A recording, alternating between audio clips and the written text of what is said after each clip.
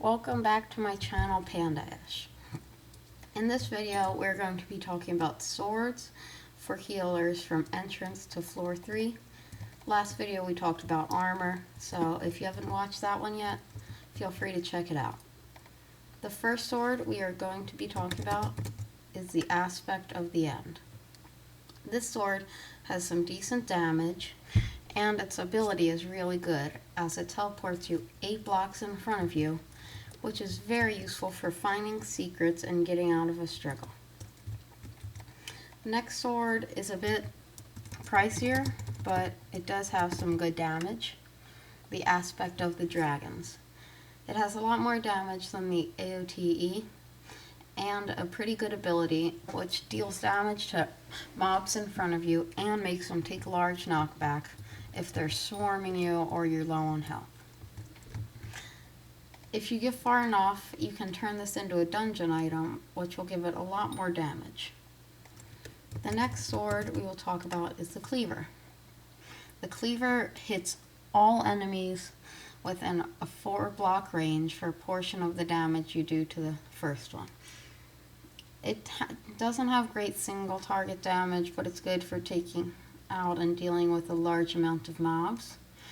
It only costs 80,000 coins from Ophelia in the dungeon hub, so if you're low on coins, this is a good sword to get. The next sword is the Bonzo Staff. This sword is more of a mage weapon, but it has some good damage and intelligence. The ability is Showtime, which sends a balloon to the mob you're attacking, and it does some really good area of effect damage, but it's more for mages, so if you're not a mage, just stick to one of the other swords. Another mage sword, but also a pretty good healer sword, is the Dreadlord sword. It's got good damage and strength and intelligence. And its ability, right click, it shoots a skull that deals pretty good damage when you're first starting off dungeons. And it doesn't cost that much mana, so it's a pretty good sword, and it's not that hard to get. It drops from Crypt Dreadlords, which are very common in dungeons. The next sword is the Zombie Soldier Cutlass. This sword is very good. It has pretty good damage, pretty good strength, but the two main things are the bonus attack speed, which basically makes you hit twice as fast, so you're dealing double damage, and the ability, which is Love Tap, heals you for 10 health when you hit an enemy. That's also pretty good, as you can heal yourself and attack the enemies at the same time. And this sword, as you can see, it's pretty cheap. It requires Catacombs level 5, which isn't that hard to get, so you should go for that one definitely.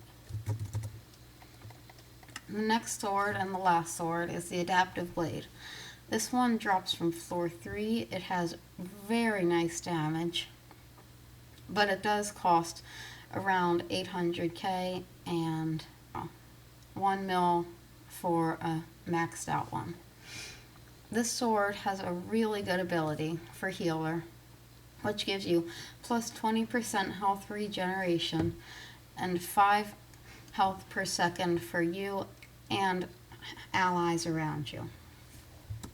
Last video I said I was going to be doing pets in this video, but it turned to be a longer video, so we're going to be doing that next video in pets and support items, so stick around for that one and subscribe if you enjoyed. Bye!